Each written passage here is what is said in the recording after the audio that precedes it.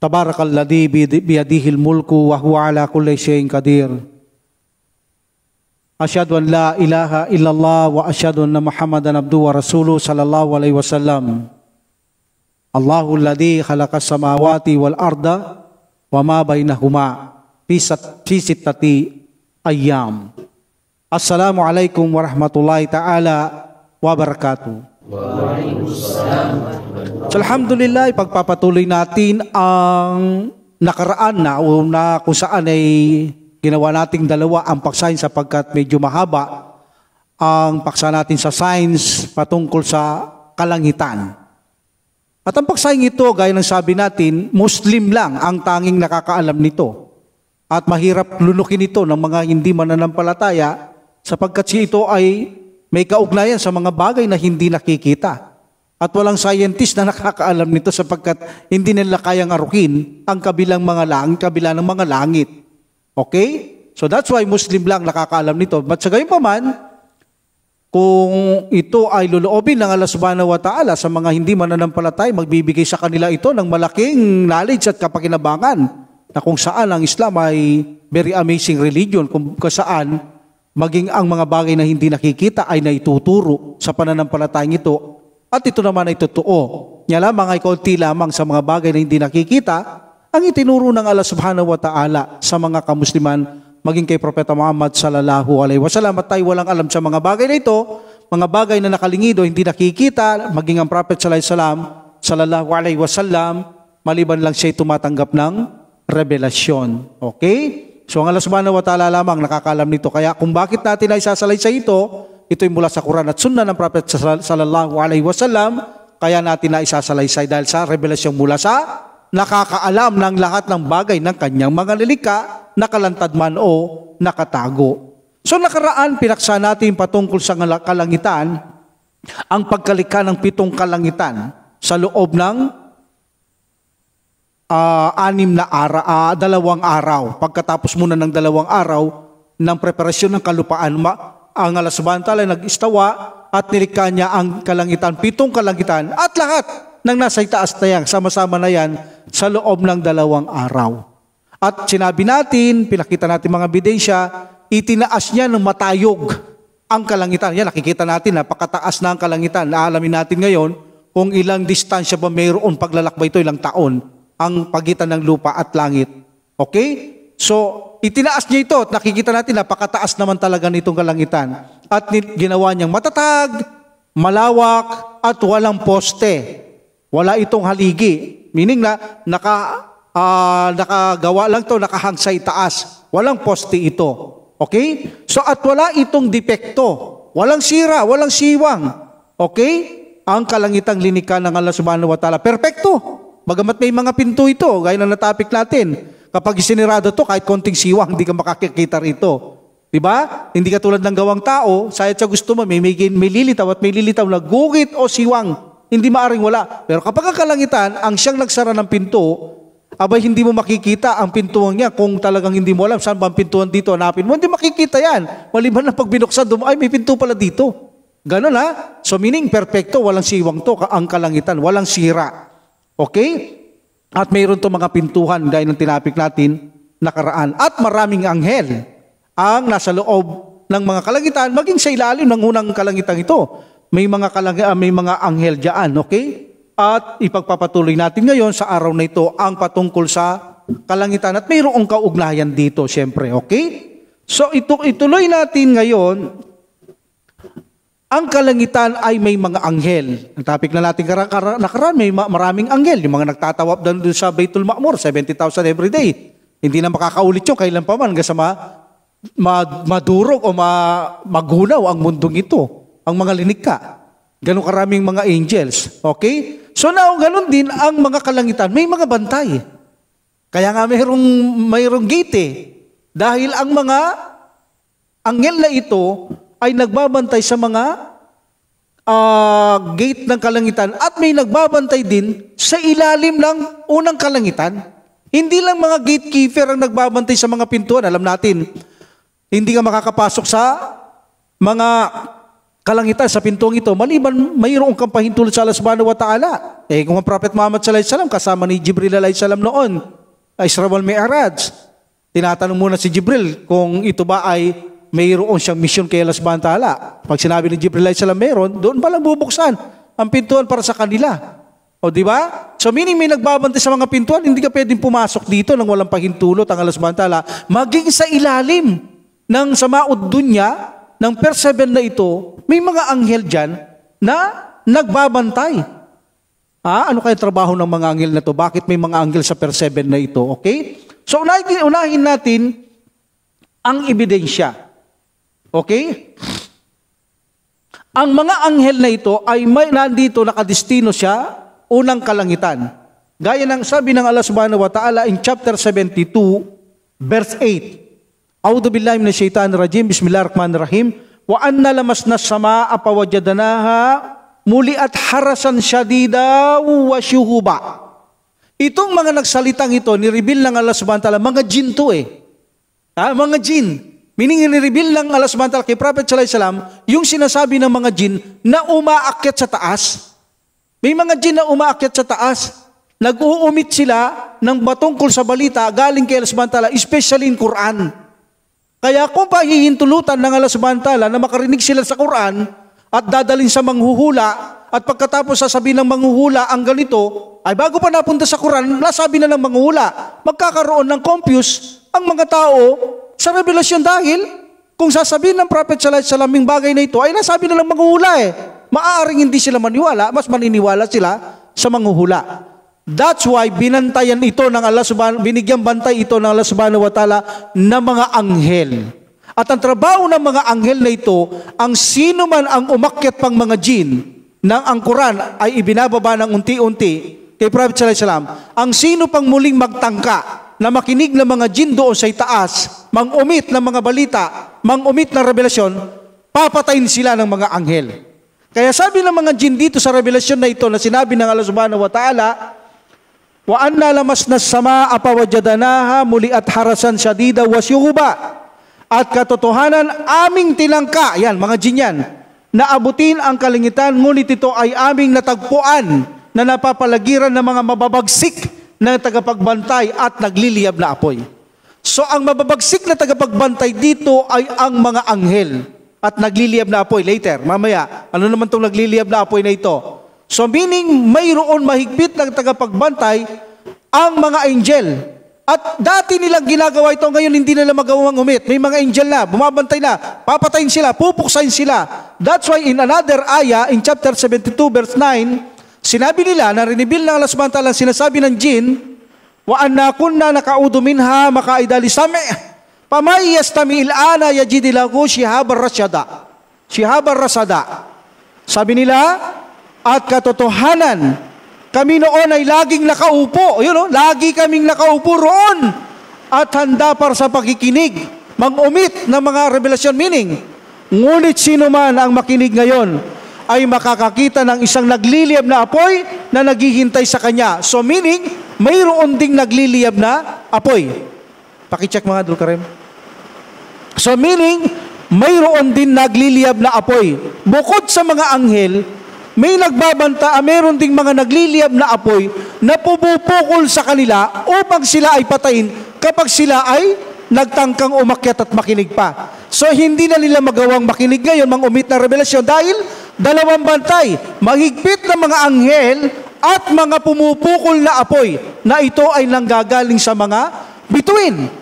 Ang mga apoy na ito, sapagkat nilikha ng Allah subhanahu wa ta'ala ang mga bituin sa tatlong bagay: guide sa maglalakbay, disenyo, at mga nagpupukol na apoy para sa mga nang-uumit na mga jin na ito sa itaas.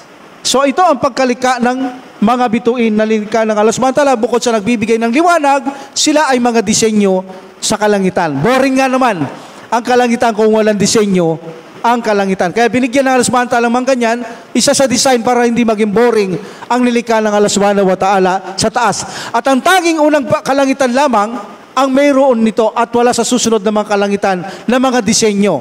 Ito lamang sa maud dunya ang binigyan ng Allah subhanahu wa ta'ala. Allah knows best. Alhamdulillah.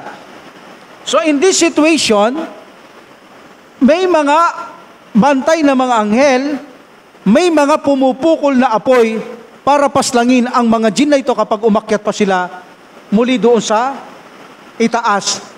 Alhamdulillah. So nabanggit din ng Allah subhanahu wa ta'ala ang mga bituin na ito in chapter 67 verse 5. Ang sabi ng Allah subhanahu wa ta'ala, wala kadasayyan na sama at dunya, bimasabiha. Ito, sama at dunya, verse 7. Ginayakan namin, pinalamutin namin. Yan, palamuti, gayak. Ang unang kalangitan, wala kadasayyan na sama at dunya, bimasabiha. Meaning, mga bituin ito. Mga bituin. Ginawang palamuti sa kalangitan ng Allah subhanahu wa ta'ala, mga parang lampara, mga bituin. Waja'alnaha rujuman lisayatin. At aming ginawa sa mga ito, mula sa mga bituin, ang anumang pumapaksa sa mga demonyo o jin. Nakita niyo yung sinasabing shooting star, sabi nila, iyon ang mga pumupuksa sa mga jin na nanggagaling ito sa mga bituin. Ginawa ng Allah subhanahu wa ta'ala ang bituin disenyo, at mula dito ginawa niya ang mga apoy na pumupuksa sa mga jin na nais magtangkang maggumit ng mga balita sa itaas. Kaya makikita nyo noon sa nakaraan, Alanos Bes, ang mga ula ni Nostradamus, dahil nakakakinig pa ang mga jin sa taas, no? Makikita nyo ang mga nauumit ng jin 100% katotohanan Because bakit? Narinig ito ng mga jin sa taas, sa mga sinasabi ng Allah sa mga anghel, pagkatapos pag-uusapan ng mga anghel. So narinig ng mga jin yan. That's why if dadalhin sa mga hula ng mga jin, kaya makikita mo sa tagal ng panahon, darating yung panahon na yun magkakatotoo dahil naumit na mga jin yun Pero nang ang Prophet sallallahu alaihi wasallam dumating na, hindi po pwede yun. Dahil magkakaroon ng kaguluhan, confuse, kalituan sa aklat ng Allah subhanahu wa ta'ala at binigyan ng Allah subhanahu wa ta'ala ang mga bituin ng power na maglabas ng apoy para puksain ang mga jin na ito. Kaya kapag ang jin nakaumit doon, makikita nyo, kung di man napatay ng anghel, di man naabol, yung mga apoy na yan, hindi sila makakaligtas. Hindi sila makakaligtas. Kahit 100 na jin magpasa-pasa, ipasa niyang narinig niya, lahat yan pupuksain sila. Kaya wala na makakapagumit sa panahon ng Propeta Muhammad sallallahu alaihi wasallam kung ano mang revelasyon ang ibababa ng Allah subhanahu wa ta'ala. So at aming ginawa mula sa mga ito ang anumang pumupuksa sa mga demonyo, meaning mga nagbabagang apoy na pumupuksa sa mga demonyo, at aming hinihanda para sa kanila ang parusa na naglalagablab na apoy, sabi ng Allah subhanahu wa ta'ala. Alhamdulillah. So, ginawa ng Allah subhanahu wa ta'ala sa kalangitan, itong langit, binigyan niya ng palamuting mga bituin. O, kita mo, makikita ngayon, maralaman natin ngayon, ito palang bituin, hindi lang ilaw, hindi lang pala parang lampara na nagliliwanag sa gabi. Ito pala disenyo rin pala, guide sa mga tao na naglalakbay. Bagamat ang mga bituin ay gumagalaw din, mayroon stationary, mayroon naka-fix lang. Ito'y ginagamit ng mga naglalakbay para na sa ganun kung saan sila pupunta. Alam nila kung saan sila, nasa east, nasa west, kahit gabi, nasa south, nasa norte, at ito'y papunta sa lugar na ito. Alam nila because of the bituin. At ang mga maglalakbay noon, dahil alam natin, mga walang aparato, ginagamit nilang guide ang mga bituin. Kapag sila'y manlalakbay sa gabi, alam nila kung saan ito papunta. Alam nila, ito ang nagiging guide nila, ang mga bituin. So one of the benefits ng mga star ay ginawang guide ng Allah subhanahu wa ta'ala sa mga taong naglalakbay sa gabi. Palamuti at missiles na naglalabas sila ng apoy para sa mga jin na nag-uumit ng mga revelasyon sa itaas ng kalamitan pagdating ng Prophet Muhammad sallallahu alaihi wasallam. Alhamdulillah. So ito rin ay sinabi ng Allah subhanahu wa ta'ala in chapter 37 verse 6 na ito'y palamuti. Inna zayyanas sama, zayyanas sama. Meaning katotohanan aming pinalamutihan. Katotohanan aming pinalamutihan. Zayyanas sama ad dunya. The verse 7, sama ad dunya. Sabi ng Allah subhanahu wa ta'ala, katotohanan aming pinalamutihan ang kalangitan, pinakamalapit sa atin, sa mundo, ng palamuti ng mga bituin. Bisinatil kawakibin. Okay? Bisinatinil kawakibi. Sabi ng subhanahu wa ta'ala, bisinatinil kawakibi, meaning mga bituin na ginawang palamuti sa kalangitan. So ito ang kalangitan na linikha ng Allah subhanahu wa ta'ala. At alam natin ngayon na binigyan niya ito ng bituin, mayroong itong purpose kung bakit ito ginawa ng Allah subhanahu wa ta'ala. Now, dakuhan natin, anong distansya ng mga kalangitan? Lilikha niya ang 7 kalangitan, pero may mga distansya. Maging ang langit at lupa, may distansya at pare-pareho ang kanilang mga distansya. According to our beloved Muhammad sallallahu alaihi wasallam, ang distansya ng kalangitan at kalupaan at every langit ay 500 paglalakbay. So ang ating mga scholar ay, dahil walang binanggit dito ang Prophet sallallahu alaihi wasallam kung anong uring manlalakbay, nagbigay sila ng kanilang mga halimbawa na 500 taong paglalakbay, 500 years between the earth and the heaven, per 7. Sabi nila, paglalakad. Sabi ng iba, pagsakay ng kamelyo. Sabi ng iba, pagtakbo ng kabayo o kamelyo. But, gamitin natin ang ginawang proof ng Prophet sallallahu alaihi wasallam na binanggit niya, ibon na lumilipad. Nang makita niya ang mga anghel na nagpapasan ng trono ng Allah subhanahu wa ta'ala, nakita niya ang between ng kanilang shoulder and ear ay 700 paglalakbay, sabi niya, at sinabi niya, yung ibon na matulin, 700 years, mula sa tenga ng angel hanggang shoulder, ganon kalayo ang agwat nito, 700 years na paglalakbay, ginamit niya dito ang ibon. Kaya sabi nila, ang pagitan ng langit at lupa at every langit ay 500 years na paglalakbay, ay ibon ang ibig sabihin dito. Bagamat ang paglalakbay sa langit at lupa ay napakalayo, ngunit pag ninais ng Allah subhanahu wa ta'ala, magagawa niyang, sabihin natin, sa isang kisap mata, kaya ng Allah subhanahu wa ta'ala makababa ang anghel at makaakyat o sino pa man maging kidlat at sino pa man naisin ng Allah subhanahu wa ta'ala. But ang sukat nito ay 500 years na paglalakbay. Alhamdulillah. So in chapter 32 verse 5, sinabi din ng Allah subhanahu wa ta'ala na ang langit, ang paglalakbay ay 500 years din. So same in hadith, napaka-strong na dalil because from hadith and from the Quran, nag-combine, napakatindi ng ebidensya na ang pagitan ng langit at lupa at every langit, 500 years na paglalakbay. In chapter 32 verse 5, sinabi ng Allah subhanahu wa ta'ala, yudabbirul amra minas sama'i ilal ardi thumma ya'arruju ilayhi fi yawmin kana miqdaruhu alfasanatin mimma ta'uddun. Alfasanatin mimma ta'uddun, meaning kanyang dinidirekta ang utos ng Allah subhanahu wa ta'ala. Meaning isinasaayos niya ang bawat pangyayari, ang bawat pag-uutos ng Allah subhanahu wa ta'ala mula sa kalangitan tungo sa kalupaan. Okay? Mula sa kalangitan, manggagaling ang utos. Okay? Ang mga arrangement, ang mga direktsang utos ng Allah subhanahu wa ta'ala, ang pagsasayos, ang mga bagay-bagay, mula sa kalangitan tungo sa kalupaan. At pagkaraan ito, ang pagyayaring ito, magaganap ito sa kalupaan, patungo naman sa Kanya, mula sa kalangitan. Ng unang kalangitan, ang bilang nito ay 1,000 taon ayon sa inyong bilang. So 500 years, pababa, pabalik, 500 years equals 1,000 years ayon sa inyong bilang. Meaning sa bilang nating 1,000 taon. So that's why, sinabi ng Prophet sallallahu alaihi wasallam and also Quran, na ang paglalakbay sa pagitan ng langit at lupa, 500 years ang layo. Also, sabi ng Prophet sallallahu alaihi wasallam, every heaven na sinabi ng Prophet sallallahu alaihi wasallam, magkakapareho ang kanilang agwat, 500 years din ang paglalakbay, sabi ng Propeta Muhammad sallallahu alaihi wasallam. Alhamdulillah. Okay? Itong kalangitan na ito, naaapakan kaya ito? Alam natin, maraming dalil na ang kalangitan ay may posibilidad na naaapakan. Nakakatuntong dito ang sinuman ang makakapunta. Unang-una, nandito si Isa alayhisalam. Second heaven. Nakita yan ng Prophet sallallahu alaihi wasallam sa Isra wal Mi'raj. At alam natin si Isa alayhi salam, buhay pa to. hindi pa to patay. Body and soul pa to. At nandoon siya sa second heaven na nakita ng Propeta Muhammad sallallahu alaihi wasallam.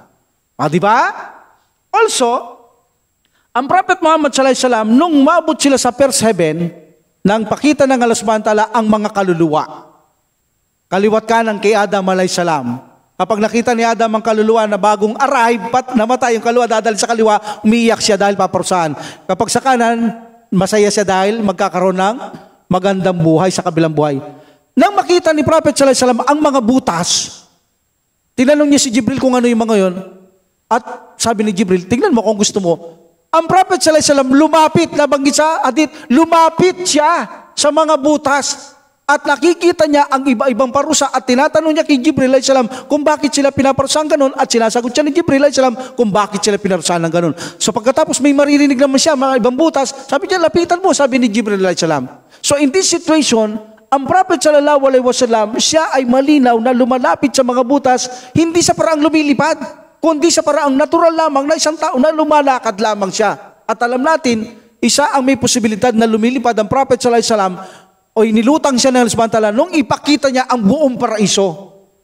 Okay? Kasi hindi niya pwedeng pasukin yun, ang paraiso. Kaya pwede niya lang makita kung ilulutang siya ng Allah subhanahu wa ta'ala tulad ng mga kaluluwa sa ibon ng mga berde na umiikot sa paraiso, nakikita lang paraiso. Ganon din ang Prophet sallallahu alaihi wasallam. Kung bakit niya nakita, inilutang siya ng Allah subhanahu wa ta'ala. Pero nung nasa gate siya, malinaw na siya ay nakaapak dahil, sabi ng Prophet sallallahu alaihi wasallam, nakita ko ang paraiso nung buksan sa akin ang gate, pinakita ng subhanahu wa ta'ala, at ako ay nakadikit na sa gate ng paraiso. At gusto kong pumasok. Gusto niya pumasok, kumakbang. Sabi ng mga anghel, wag ngayon. Wag ngayon, Sir, dito ka rin mananahanan, wag ngayon. In this situation, malinaw na ang Prophet sallallahu alaihi wasallam ay nakakaapak siya sa mga heaven. Even na ang Baitul Ma'mur, nakatanim siya. Nakatayo siya sa 7 heaven ang Baitul Ma'mur katulad ng nasa Kaaba at magkasintuwid. Also, the Sidratul Muntaha, yung puno na nakatanim sa 7 heaven na kung saan nandun lang maraming anghel, pati ang trono ni Jibril alayhi salam, at napakalayo ng lilim nito, almost 100 years, hindi mo kayang lakbay nito kahit na pinakamabilis na kabayo ang sakyan mo. At may mga bunga ito, natapik natin sa sira, at may mga bunga ito, nakatanim ito. That's why, maraming ebidensya na ang kalangitan ito ay naaapakan. Okay? So alhamdulillah, sabi ko sa inyo, Muslim lang ang maaaring makaunawa ng topic nating ito. Alhamdulillah. So ito ang kalangitan na maaari itong maapakan ng sino man na naroroon. Alhamdulillah. So ganun din ang trono ni Jibril alayhi salam.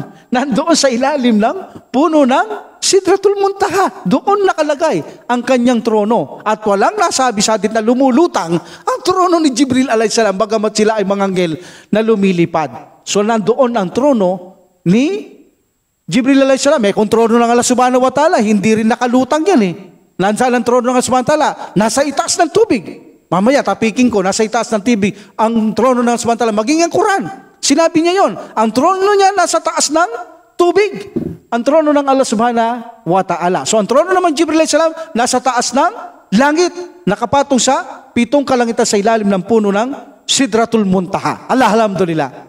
Nadakuhan muna natin yan bago ko dakuhan ng trono ng Allah subhanahu wa ta'ala na nasa itaas ng tubig from Quran. Dakuhan naman natin ang kalangitan. Mawawasak kaya yan? Mawawala kaya yan? Allahu Akbar. Unahin natin ang sinabi ng Allah subhanahu wa ta'ala, ang kalangitan ay mawawasak yan. In chapter 73, verse 18. Sabi ng Allah subhanahu wa ta'ala, as-sama'un munfatirun bih, kana wa'duhu mafula. Ang kalangitan ay magkakabiyak-biyak o mawawasak mula rito. Ang kanyang pangako ay lagi nang natutupad. Meaning mawawasak ang mga kalangitan na ito. Wawasakin yan ng Allah subhanahu wa ta'ala sa pagdating ng araw ng paghuhukom. Sinabi din ng Allah subhanahu wa ta'ala in chapter 81 verse 11, wa idas sama'u kushitat. Chapter 81 verse 11, wa idas sama'u kushitat. Meaning at kapag ang kalangitan ay matanggal sa kanyang kinalalagyan, sisirain ng Allah subhanahu wa ta'ala ang kalangitan. Matatanggal yan, mawawala yan, madudurog yan, matutunaw yan. Mamaya alamin natin paano niya tatanggalin, sisirain ang kalangitan ng Allah subhanahu wa ta'ala na kanyang linika. In chapter 84 verse 1, ida samaun syakkat, meaning kapag ang kalangitan ay magkalansag-lansag. Meaning mabibiyak-biyak talaga yan, magkakalansag-lansag yan, mawawasak, masisira ang kalangitan na ito in chapter 84 verse 1. In chapter 82 verse 1, sinabi ng Allah subhanahu wa ta'ala, ida samaun patarat. Dami, no? Ang ibig sabihin kapag ang kalangitan ay magkabiyak-biyak, in patarat, sabi ng Allah subhanahu wa ta'ala. Now, paano ito wawasakin ng Allah subhanahu wa ta'ala? Anong mangyayari ba sa langit na ito? Paano ba ito magkakabiyak-biyak, masisira, matutunaw, maglalaho? In chapter 70, verse 8, sabi ng Allah subhanahu wa ta'ala, yawma takunu sama'u kalmuhli. Meaning sa araw na yon, meaning araw ng paghukom, wawasakin na lang subhanahu wa ta'ala ang linika niya. Sa araw na iyon, ang langit ay matutulad sa kumukulong latak ng langis. Meaning itong langit na ito, magkakabiyak dahil maluluto ito. Alam niyo yung nilulutong ispalto? Na sa ginagawa sa daan, magiging ganun yan na nakalutang na ito ay parang espalto, na ito ay natutunaw, ito ay parang langis na kung saan nalulusaw siya. So nagkakabiyak-biyak, unti-unti itong magbibiyak, maglalaho, masisira until maubos ito at maglaho. Ito ang paraan ng Allah subhanahu wa ta'ala kung paano niya wawasakin ang kalangitang ito. Maluluto ito na parang aspalto na naglalangis at tutunawin ng Allah subhanahu wa ta'ala, no? Para tong kumukulong naaagnas na tanso, nang natutunawin ng Allah subhanahu wa ta'ala. At sa araw ng paghukom, wala ng langit. Nasaan ang langit sa araw ng paghukom? Nabanggit siya na may langit sa araw ng paghukom. Gagawang muli ng bagong langit ang Allah subhanahu wa ta'ala, maging bagong lupa ay gagawa ang Allah subhanahu wa ta'ala na mangingibabaw sa kalupang ito. Ibang lupa na ang nasa ibabaw ng lupa. Ang sabi ng Allah subhanahu wa ta'ala in chapter 14 verse 48, yawma tubaddalul ardu gayral ardi was samawat. Sa araw na ang kalupaan ay papalitan ng isang panibagong kalupaan. Papalitan ng Allah subhanahu wa ta'ala. At gayon din ang mga kalangitan. Papalitan din ng Allah subhanahu wa ta'ala ang mga kalangitan. Wabarazulillahil wahidil kahar. Meaning at ang Allah subhanahu wa ta'ala at ang lahat ng ito'y magsisilitaw sa harapan ng Allah subhanahu wa ta'ala, ang nag-iisa, ang nangingibabaw at hindi mapapangimbabawan ang Allah subhanahu wa ta'ala. Meaning, sa araw na yaon, dalikang Allah subhanahu wa ta'ala, magsisilitaw ito. Sa harapan ng subhanahu wa ta'ala, makikita rin ng tao na may bagong langit, may bagong lupa. Nalilikay ng Allah subhanahu wa ta'ala. Alhamdulillah. Now, ang trono ng Allah subhanahu wa ta'ala after the seven heaven. After the seven heaven, sabi ng Prophet Muhammad sallallahu alaihi wasallam, mayroong tubig at ang trono niya ay nasa itaas ng tubig. Ang trono ng Allah subhanahu wa ta'ala ay nasa itaas ng kanyang trono. Kaya nga, almost nakita na ng Prophet sallallahu alaihi wasallam, dapat ang Allah subhanahu wa ta'ala, kaya lang nakakulambong, sabi ng subhanahu wa ta'ala, hindi ko, ng Prophet sallallahu alaihi wasallam, hindi ko makita nakatakip ang kanyang muka. Kaya hindi niya nakita niya na yung trono. Narinig niya yung panulat, nakita niya nagbubuhat sa trono. Pero ang Allah subhanahu wa ta'ala, hindi niya nakita. Kaya sabi ng Prophet sallallahu alaihi wasallam, pagkatapos ng ikapitong kalangitan, okay, dahil sa Sudratul Muntaha, tapos paglampas mo doon, mayroong tubig, sabi ng Prophet sallallahu alaihi wasallam, na nandoon ang trono ng Allah subhanahu wa ta'ala na nakalagay sa itaas ng tubig. In chapter 11 verse 7, Quran, chapter 11 verse 7, huwa alladhi khalaqa samawati wal ard fi sittati ayyam wa kana arshuhu 'alal ma'. Anong ibig sabihin? At siya ang lumikha ng kalangitan at kalupaan sa 6 na araw at ang kanyang ars o trono nasa ibabaw ng tubig. Wa kana arsyuhu alal ma. And we know the ala is also the meaning of ala, on or above. Above the water. Sabi ng Allah subhanahu wa ta'ala. Sino makakaalam nun dito kundi lang Muslim makakaalam nito? At hindi na paliliwalaan talaga ito ng mga taong hindi mananampalataya maliban sa gagabayan ng Allah subhanahu wa ta'ala. So malinaw na linikha ng Allah subhanahu wa ta'ala ang 7 kalangitan, may mga bantay sa ibaba ito, alam natin dahilan kung bakit may mga bantay at bakit niya ginayakan ito ng mga bituin at anong gamit ng mga bituin, may nagbabantay dito, pwede kang makapasok dito, kung may pahintulot ka kay Allah subhanahu wa ta'ala tulad ng Prophet Muhammad sallallahu alaihi wasallam, pwede kang makalakad dito, pwede kang makaapak dito at maraming ebidensya rito na mayroong nakatanim, may nakatayo rito, nandisi siya alayhi salam. Alhamdulillah. Ang Prophet sallallahu alaihi wasallam na natin, lumalakad din siya doon at nasasalubong niya si Musa alayhi salam. Every time na bababa siya sa 6-7, nasasalubong niya si Musa alayhi salam at bumabalik siya kay Allah subhanahu wa ta'ala para bawasan ang sala, hilingin na bawasan ang sala. Alhamdulillah. So in this situation, sinabi din ng Prophet sallallahu alaihi wasallam, may puno doon at sa itaas noon may tubig at ang trono ng Allah subhanahu wa ta'ala pagkatapos ng mga kalangitan, nasa itaas ng tubig ang trono ng Allah subhanahu wa ta'ala na binubuhat din ito ng as para sa inyo, 8 anghel ang nagbubuhat sa trono ng Allah subhanahu wa ta'ala. And take note, hindi nakaupo sa trono ang Allah subhanahu wa ta'ala na makita ng Prophet sallallahu alaihi wasallam because walang kailangan ang Allah subhanahu wa ta'ala. Ang trono ay bubungan ng mga linikha, lahat ng linikha ay bubungan at magbibigay ng liwanag sa paraiso sa araw ng mga tao ay maninirahan doon. Ito ang magbibigay ng liwanag mula sa Allah subhanahu wa ta'ala, of course, at ito rin ay dadalhin sa araw ng paghukom upang liliman ang mga taong dapat liliman ng Allah subhanahu wa ta'ala sa araw ng paghukom. Taway bilang tayo ng Allah subhanahu wa ta'ala sa lililiman sa araw ng paghukom at ibilang niya tayo na wag nang gawaran na kahit nakatiting na kaparusaan sa kabilang buhay. Allahumma amin. Alhamdulillah Rabbil Alamin. So I will stop here. We will continue our topic in science. Sa susunod, topikin natin ang bakal. Saan nanggaling ang bakal sa mundong ito?